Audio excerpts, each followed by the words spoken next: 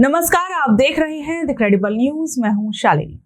ममता बनर्जी आज कोलकाता के रानी रश्मोनी रोड पर एक बड़ा धरना प्रदर्शन करने वाली हैं और ये विरोध प्रदर्शन टीएमसी नेताओं और कार्यकर्ताओं पर हुए हालिया हमलों के खिलाफ होगा।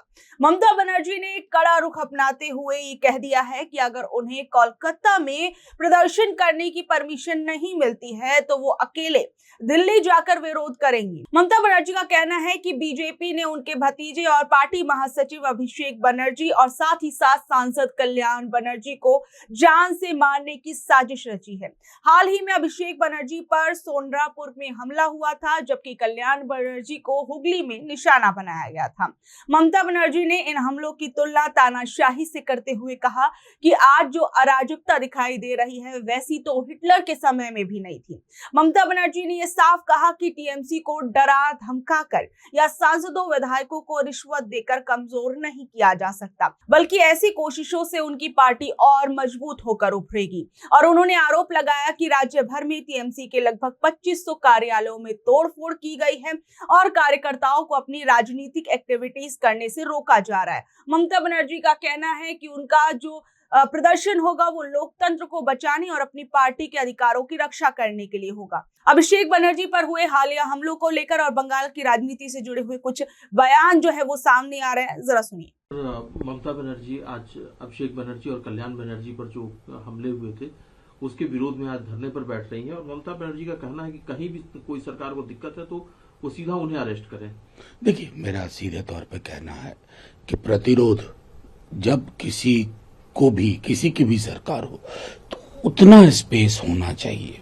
ये बात मैंने तब भी कही थी जब तृणमूल के बारे में लोग ये शिकायत बीजेपी के लोग करते थे। मेरा मानना है कि लोकतंत्र में अगर ये संवादहीनता हो जाए कि एक छोटी चीज के लिए प्रोटेस्ट तक रजिस्टर करने में दिक्कत आने लगे तो वो मुश्किल क्षण है, उचित नहीं है। सर, लेकिन तृणमूल कांग्रेस के लिए जो एक मुश्किल चीज ये है कि उनके जो एमएलए हैं जो अभी चुन करके आए हैं उन्होंने भी ममता बनर्जी और अभिषेक बनर्जी के खिलाफ मोर्चा खोल दिया। 2 लोगों को सस्पेंड भी किया गया और ममता बनर्जी कह रही हैं कि जो लोग बगावत कर रहे हैं उनके बिना ही पार्टी ठीक है। देखिए, मेरा सिर्फ करना है, ये पहली बार मैं भारतीय राजनीतिक इतिहास में नहीं देख रहा हूँ, पहली बार नहीं देख रहा हूँ। मैंने ऐसे बहुत क्षण देखे हैं जब एक चुनावी हार के बाद ताश के पत्तों की तरह ढेर होना शुरू हो जाता है, लेकिन जिस दल में नैसर्गिक ताकत होती है वो दल फिर उठ खड़ा होता है फिनिक्स की तरह। मेरा मानना है कि ये एपिसोडिक है, it should be left there. आज पश्चिम बंगाल में एक बड़ा प्रदर्शन कर रही हैं। पिछले दिनों अभिषेक बनर्जी और कल्याण बनर्जी पे हमला हुआ था, उसको लेकर टीएमसी पर 3 हमले हुए। एक उनके यहाँ जो सबको मालूम है ममता जी के जो भतीजे हैं अभिषेक जी सांसद हैं, भारत की संसद के सदस्य हैं, उन पर जितना निर्ममता के साथ प्रहार हुआ है सारी एजेंसीज ने दिखाया है। फिर कल्याण बनर्जी वरिष्ठ अधिवक्ता भी हैं सुप्रीम कोर्ट में, सांसद हैं, उन पर प्रहार हुआ। फिर टीएमसी के कार्यालय कई जगह तोड़ दिए गए, हमला हुआ है उन पर और सब हिंसक है और सब भाजपा ने किया है, इसमें कोई दो राय नहीं। भाजपा उसे जनता का नाम देके खुद हमले करवा रही है। मैं पूछना चाहता हूं, जब अभिषेक बनर्जी पे हमला हो रहा था तो पुलिस वही बगल में थी, वो आई क्यों नहीं उनकी सुरक्षा? थाने पर ज्ञापन देने गए थे कल्याण जी, उन पर हमला हुआ, कहाँ थी पुलिस? वो तो थाने पे गए थे। तो कुल मिलाकर लोकतंत्र में हिंसा के लिए कोई जगह नहीं होती और जो भी हिंसा हो रही है ये भारतीय जनता पार्टी की गुंडागर्दी के अलावा वहां के कार्यकर्ताओं को कुछ नहीं कहा जा सकता। अराजकता कोई करे किसी भी कीमत पर बर्दाश्त नहीं की जानी चाहिए। पुलिस है वो परमिशन नहीं दे रही है प्रोटेस्ट करने की। वो कह रही है कि मैं दिल्ली जाके प्रोटेस्ट करूंगी, अकेले प्रोटेस्ट करूंगी। इस तरह से देखिए, ये जो लोकतांत्रिक अधिकार है विरोधी पक्ष के नेताओं का कि वो पीसफुली प्रोटेस्ट करें सरकार के खिलाफ। अगर उनको पीसफुली प्रोटेस्ट करने की सरकार के खिलाफ या प्रशासन के खिलाफ अगर अनुमति नहीं दी जाती है तो ये उनके संवैधानिक अधिकारों का उल्लंघन है और ये लोकतंत्र के खिलाफ है। तो ममता अगर चाहती हैं कि वो एजिटेशन करें, उन्हें एजिटेशन पीसफुल तरीके से कुछ कंडीशंस के साथ देना आवश्यक है। अगर सरकार, चाहे वो बंगाल की नई सरकार या दिल्ली की केंद्र सरकार, इसकी अनुमति नहीं देती है तो ये एक मिसाल होगी कि लोकतंत्र का गला घोंटा जा रहा है।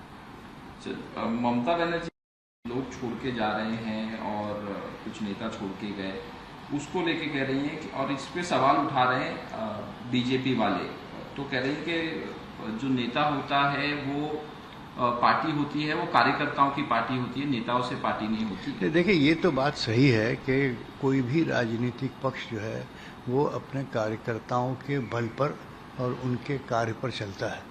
नेता कुर्सी पर बैठ जाते हैं तो उसके बाद वो नेता समझता है कि ये पक्ष मेरा है और मेरी वजह से है, तो ऐसा नहीं होता है। ये बात सही है कि जो कार्यकर्ताओं का सपोर्ट होता है पार्टी को, उसके आधार पर पार्टी मजबूत बनती है।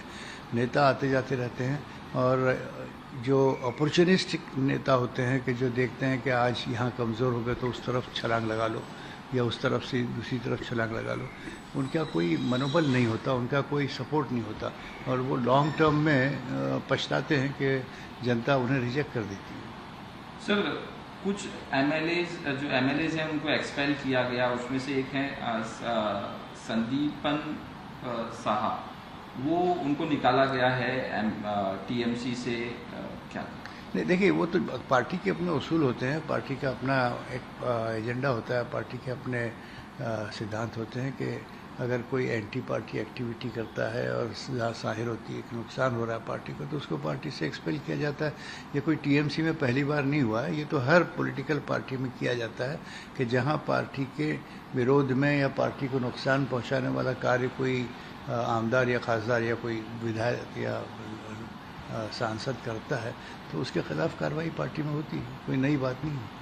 सर, अमित बनर्जी और लता बनर्जी जो हैं पेरेंट्स है तृणमूल कांग्रेस के लीडर जो अभिषेक बनर्जी, वो कलकत्ता हाईकोर्ट गए, कह रहे हैं कि जो केएमसी जो महानगर पालिका, उन्होंने नोटिस दिया उनका घर तोड़ने के लिए कि घर जो बना है ये इलीगल, गलत तरीके से बना है, तो उसके विरोध में कलकत्ता हाईकोर्ट गए हैं इनके पेरेंट्स। अब जाहिर है, जब देखिए कोई भी व्यक्ति उसे ऐसा लगता है कि उसके साथ कोई अत्याचार हुआ है या गैर कानूनी काम हुआ है तो उसको पूरा अधिकार है न्यायालय में जाके वहाँ अपनी कोशिश करना।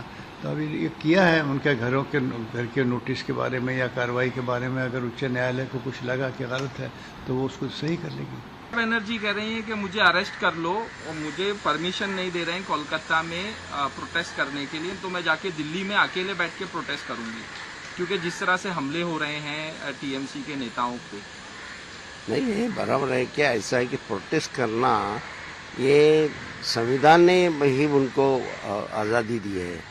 संविधान अपने ऊपर होने वाले अन्याय के खिलाफ बोलना, ऑर्गेनाइज होना, ये संविधान की खासियत है। ये अगर उनको ये परमिशन नहीं देते होंगे तो वो दिल्ली में आएंगे, वहाँ करेंगे, बराबर है, उनका कुछ गलत नहीं है। तो जिस तरह से नेता छोड़ के जा रहे हैं टीएमसी को, ममता बनर्जी बोली है कोई ज़रूरत नहीं है, बीजेपी भी इस पे सवाल उठा रही है कि छोड़ के जा रहे हैं टीएमसी के नेता उनको, तो ममता बनर्जी ने कहा कि पार्टी जो होती है वो कार्यकर्ताओं से होती है, नेताओं से नहीं होती है, तो कोई बात नहीं। बिल्कुल बड़ी सही बात है। ऐसा है, बहुत सारे नेता सत्ता है इसलिए रहते हैं, उनको कोई आइडियोलॉजी का संबंध उनका कुछ रहता नहीं। कांग्रेस में से भी बहुत लोग गए या दूसरी पार्टी से बीजेपी में गए। मुझे बड़ा आश्चर्य लगता है कि सेक्युलरिज्म मानने वाले, सब जनता को एकता अधिकार देने वाले, बाबा साहब आम्बेडकर के विचारों को मानने वाले, गांधी जी के विचारों को मानने वाले, संविधान को अपहेल करने वाले सारे बीजेपी में कैसे जाते हैं, ये समझ में ही नहीं आता। जाते ही इसका मतलब ऐसा है कि वहाँ सत्ता है, पैसा है, सब कुछ है और अपने पास जो है वो छुपाने के लिए जाते हैं। तो बहरहाल ये देखा जाएगा कि ममता बनर्जी का प्रदर्शन आज क्या हो पाएगा, नहीं हो पाएगा, या फिर उनको परमिशन मिलेगी या नहीं मिलेगी। क्या आगे आने वाले समय में अगर ममता बनर्जी को प्रदर्शन करने की इजाजत नहीं मिलती है तो क्या वो दिल्ली कूच करेंगी और जंतर मंतर पर नजर आएंगी।